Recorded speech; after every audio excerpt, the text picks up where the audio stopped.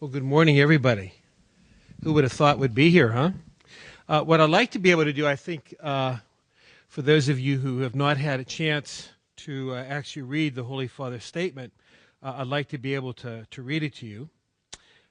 Thank goodness for iPhones that have all the information on it. And then I'd like to make just a few comments and then have an opportunity just to maybe ask any questions that any of you may have.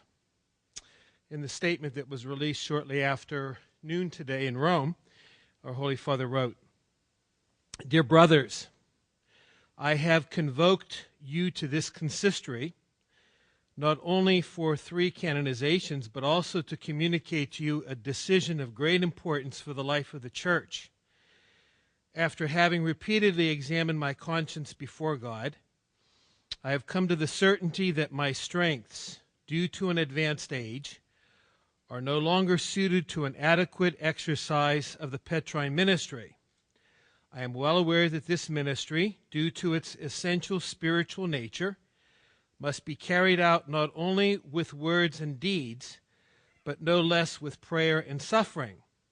However, in today's world, subject to so many rapid changes and shaken by questions of deep relevance for the life of faith, in order to govern the bark of St. Peter and proclaim the gospel, both strength of mind and body are necessary, strength which in the last few months has deteriorated in me to the extent that I have had to recognize my incapacity to adequately fulfill the ministry entrusted to me. For this reason, and well aware of the seriousness of this act, with full freedom I declare that I renounce the ministry of Bishop of Rome, successor of St. Peter, entrusted to me by the cardinals on the 19th day of April 2005, in such a way that as from February to the 28th day of February 2013, at 20 hours, the See of Rome, the See of St. Peter will be vacant, and a conclave to elect the new Supreme Pontiff will have to be convoked by those whose competence it is. Dear brothers, I thank you most sincerely for all the love and work with which you have supported me in my ministry, and I ask pardon for all my defects. And now let us entrust the Holy Church to the care of our Supreme Pastor, our Lord Jesus Christ, and implore his Holy Mother Mary, so that she may assist the Cardinal Fathers with her maternal solicitude in electing a new Supreme Pontiff. With regard to myself, I wish to also devotedly serve the Holy Church of God in the future through a life dedicated to prayer." Signed, Pope Benedict XVI. I think, first of all, appreciate all of you being here today. Because it is a significant event that takes place, not simply for the Catholic Church, but for the world at large. I think, first of all, for the Church, this is not an act without precedence. I think many of you may be aware, if you've checked the history books, that the last time that a pope resigned was in some more than 600 years ago. And I think that while there were very few hints given to anybody that the Pope would make this announcement, in a certain sense, while it is a shock, at the same time, it's not a great surprise. I say that for a couple of reasons. For several times in the course of his papacy, Pope Benedict has been on record to say that if he felt that if his health were to, in a way, compromise his responsibilities, that he would give serious consideration to resigning from the papacy. I think the idea of the Pope resigning from his office was completely foreign to the minds of anybody, but our eyes were awakened to that possibility certainly after the death of Pope John Paul II, in a number of memoirs that were written about Pope John Paul II. The words were shared that at certain points in his papacy, Pope John Paul II had considered the possibility of resigning because of his health, but he in fact made the decision that he wanted to continue on as Pope to give witness to the blessedness of suffering. Obviously, Pope Benedict has made a decision based on his own assessment of his capabilities for the church. And I think we need to be able to accept his reasons as he, in fact, has shared those with us. Personally, I have to say that this is a statement that only increases my admiration for Pope Benedict. It's very clear that Pope Benedict has a very deep love for the church. And as one reads through his statement, you see that that's the reason why he has decided to retire. The needs of the world in which we are today, and the need to be able to encourage, invite, and help people to come to be in contact more intimately with God is a major concern. You are all very much aware that Pope Benedict announced the Year of Faith. We're engaged in that Year of Faith. It began at the end of October. I was privileged to be in St. Peter's Square as Pope Benedict marked the 50th anniversary of the beginning of the Second Vatican Council and also the official beginning of the Year of Faith, as well as the beginning of the Synod on the new evangelization. As many of you may or may not be aware, the whole new evangelization project is one in which we look for many, many ways in which we can invite people back to a more intimate relationship with God. And I think of all the challenges that the church faces, and clearly the greatest challenge that the Pope faces is in fact to address the presence of God in a world that is becoming increasingly secular. I find it a bit of an irony that by an act of providence, I was in the front row of St. Peter's Square in April of 2005 when Pope Benedict was elected. I make it a point once a year to go to Rome to meet with the seminarians who are studying there. And at that particular time, I was the bishop in Green Bay, Wisconsin. I was supposed to go to Rome at the end of February. My mother had been diagnosed with cancer, and she was beginning a round of chemotherapy, and I felt it was important for me to hold back from going to Rome in February of 2005. When I was able to look at my schedule and work it out, the only time that I could comfortably go was the third week of April. And I, in fact, arrived in Rome on Tuesday of the third week of April, went to St. Peter's Square, where my seminarians had been there since 5 in the morning. They saved a spot for me in the front row. I got there at 5, and at 5:50, the white smoke began to come out of the Sistine Chapel, and the bells began to ring. And so I was there in the front row as Pope Benedict came out on the balcony to give his very first blessing. By an irony, 9 months ago, I set that my time to go visit the seminarians from Pittsburgh in Rome would take me there the last week of February. I'm leaving Pittsburgh on the 23rd of February and will, in fact, be there until March the 1st. Clearly, we'll be there on the day that Pope Benedict, in fact, begins his resignation as Pope. And so another act of providence, having been there the day that he began as Pope, and then now being there the day that he concludes his responsibilities as Pope, has special personal meaning to me. Clearly, because Pope Benedict is a successor to Peter, I have, and as well as all the bishops, have a deep, deep respect for this successor to the Apostle Peter. But I find that I have an even greater special part in my heart for Pope Benedict because he was the one who sent me back to Pittsburgh.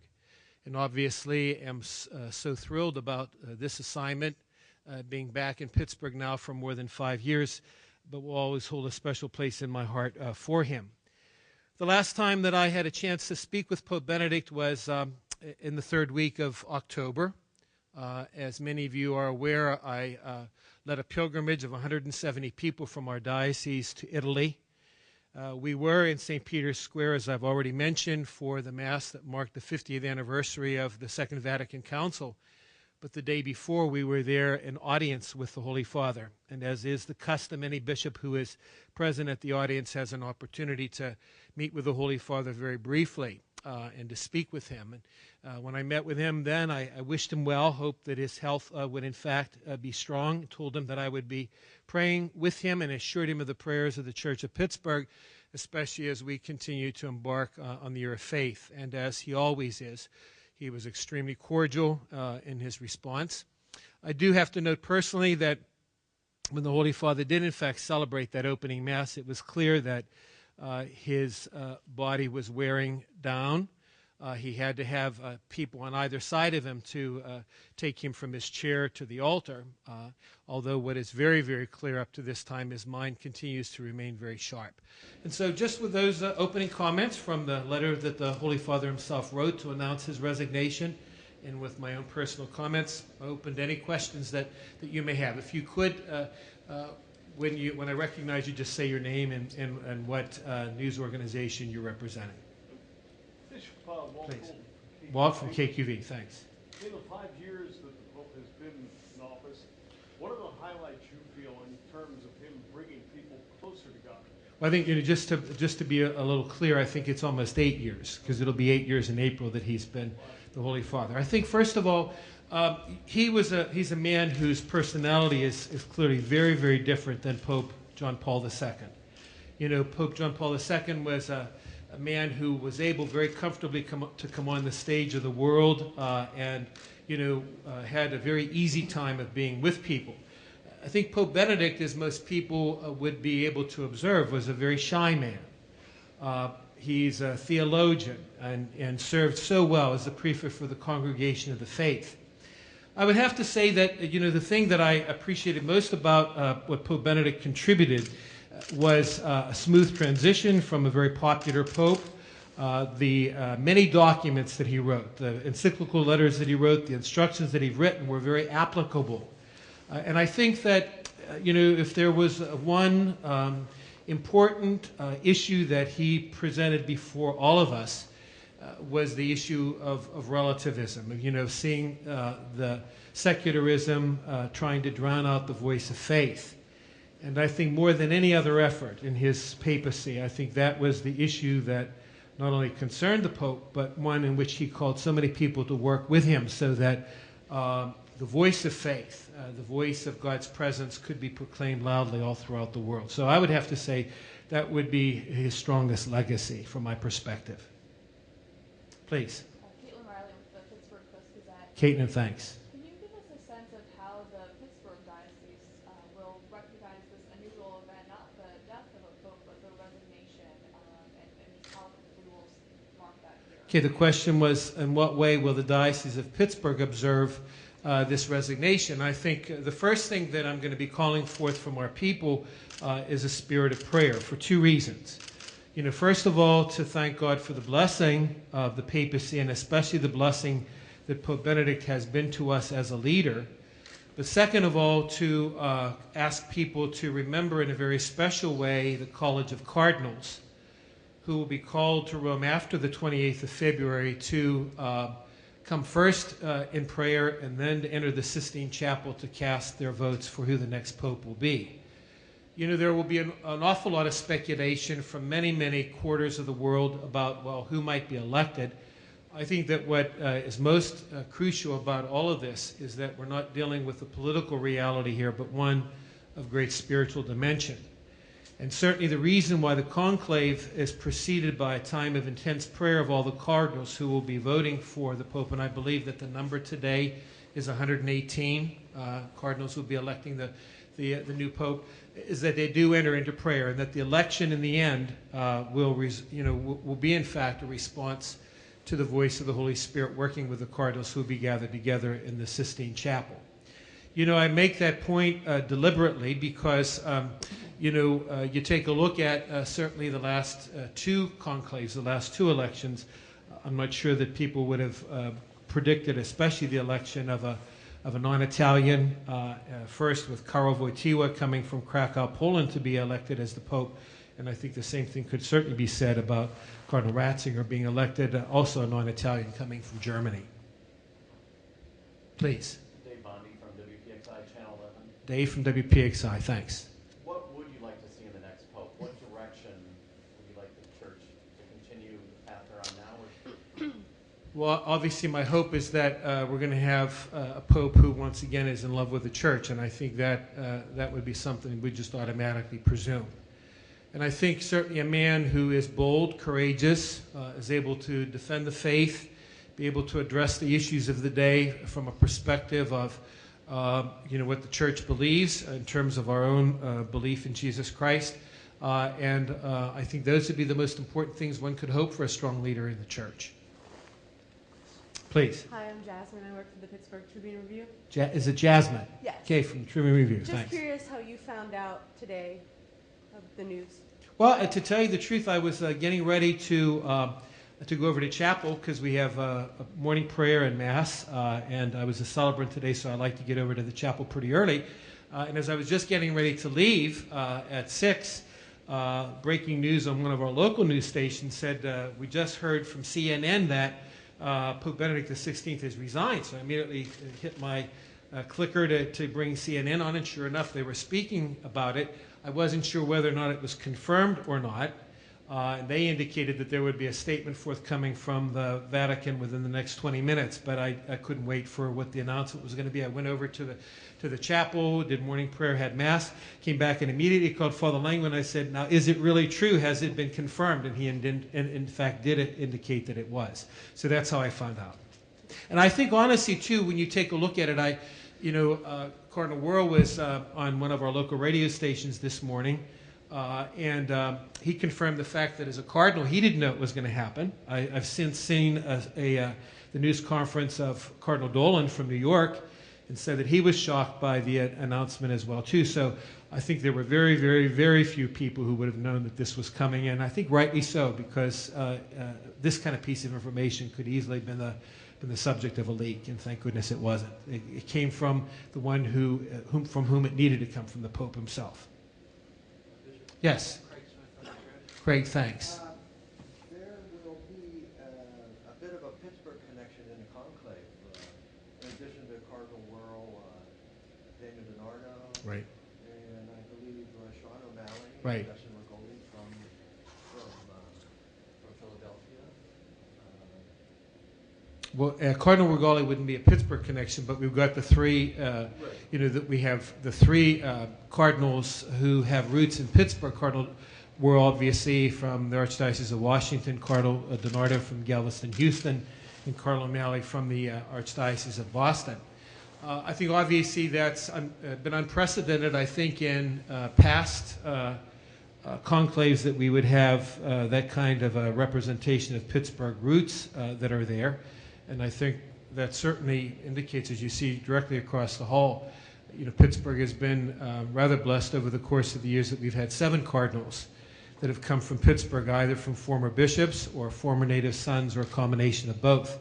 And so we certainly will be praying for our brothers as they will make that important journey over to the Holy See. Please.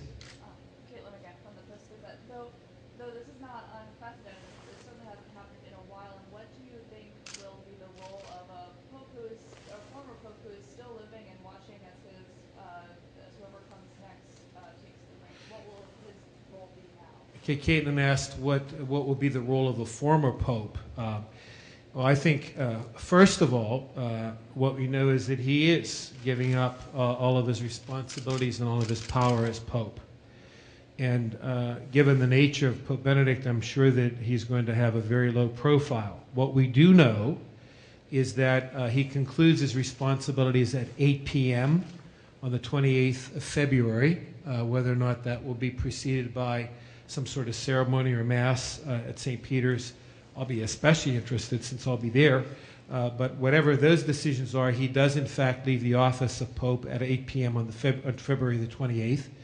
What we do know is that he will then go to Castel Gandolfo, which is maybe about 20 miles outside the city of Rome. It's the place where the Pope usually goes in the summertime, and he's going there until his apartment is readied. He's going to be within a cloistered monastery that's located within the Vatican, and that's where his residence will be once those rooms are prepared. Then that's where he will be. But I think very clearly whoever it is that will be elected will then take full charge as the Vicar of Christ on earth and as the head of the Catholic Church. As of today, there can't be any information that's even set about the conclave because we still have a pope. The way that this all proceeds is that after that 8 p.m. time on the 28th of February, then the cardinal who then becomes responsible for the running the church in the meantime, Cardinal Sodano, and he has the official title of the Carmelingo. At that particular time, then he will announce the dates for the conclave. Whatever those dates are, all of the cardinals who are voting age will be expected to return to Rome. They'll have a couple of days of retreat, prayer, before they enter their elections. As the news reports are indicating, one of the things that the Holy Father obviously is hoping is that the conclave will be called as soon as possible, so that we would hope to have a new pope by the time Easter arrives, so that the expectation is that the conclave will take place in the month of March. I think it's important to note that the maximum number of cardinals who can vote is 120, so we have 118 now. Whether or not any of those people will turn 80 by the time the conclave begins, I'm not sure of that. But I think that that's the maximum number, and also any cardinal who is over the age of 80 is not able to vote for the election of a new pope. Because of the new regulations around the election of Pope that came through Pope John Paul II, and then some of those regulations were tweaked by Pope Benedict himself, the margin for election is 2/3 plus 1, is what the election would in fact entail. One can only surmise that the same procedures that would take place if the Holy Father died will in fact continue now, but that's only a guess, and we'll have to wait and see what information comes out after the 28th of February. The one thing, of course, that would not be a part of all of this is normally, before the election takes place, there's 9 days of official mourning, when there would be 9 official masses that the cardinals go to before they go into their retreat, and then before they go into voting. Well, obviously, that wouldn't be the case here because the Pope's still alive. I'm sorry. Yeah, thanks. Amber.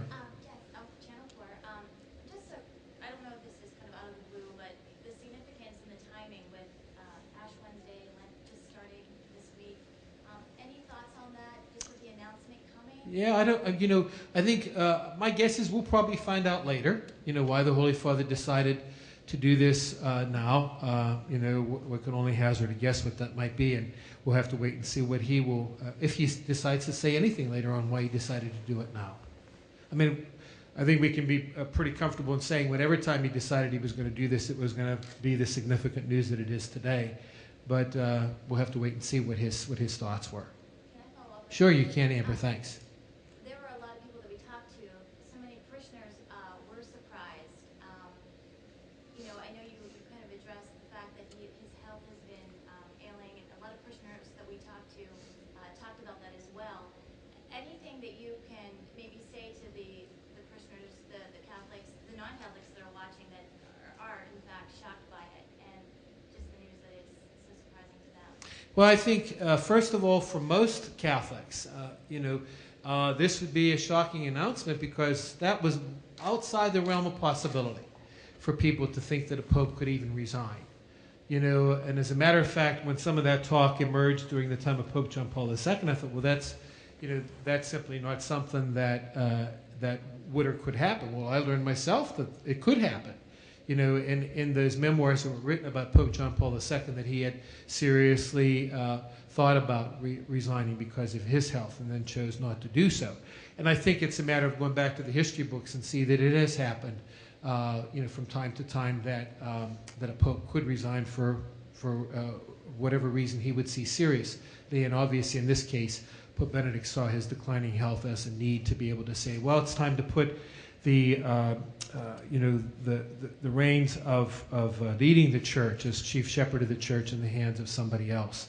I think we need to recognize that Pope Benedict will turn 86 in April, and so given his condition and just the physical difficulty of getting around and knowing the energy that it takes to be Pope and his desire to make sure that people are served as best as possible, he made that decision out of love for the church. And so I would hope that people would see in that not a reason for discomfort, but to be very comforted to know that the Pope has that kind of love for the church.